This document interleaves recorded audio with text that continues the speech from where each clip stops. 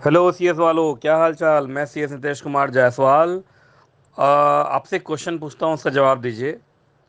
अगर कभी भी की मैनेजेरियल पर्सनल, आपको मालूम होगा कुछ कंपनीज ऐसी हैं जिनको केएमपी अपॉइंट करना मैंडेटरी है।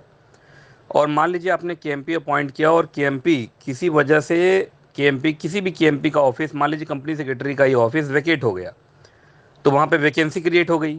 तो वैकेंसी कितने दिन के अंदर फिल हो जाना चाहिए? मतलब कभी भी अगर केएमपी का ऑफिस वेकेट होता है तो दैट वैकेंसी को कब तक आपको फिल कर लेना है वापस?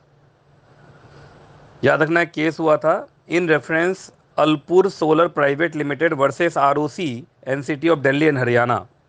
इस केस में क्या हुआ था, कंपनी सेक्रेटरी का ऑफिस वेकेट हुआ और कंपनी ने 1 साल के बाद कंपनी सेक्रेटरी को अपॉइंट किया। मतलब कंपनी सेक्रेटरी का जो ऑफिस वैकेंट रहा वो 1 साल तक रहा।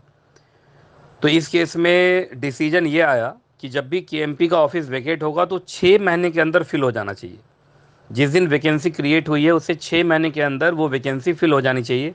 मतलब इस केस में कंपनी सेक्रेटरी का अपॉइंटमेंट 6 महीने के अंदर हो जाना चाहिए था, नए कंपनी सेक्रेटरी का अपॉइंटमेंट।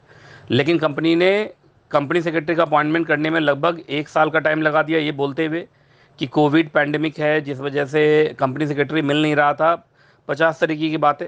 लेकिन आरओसी ने इन सारी बातों को नहीं माना और उन्होंने पेनल्टी लगा दिया।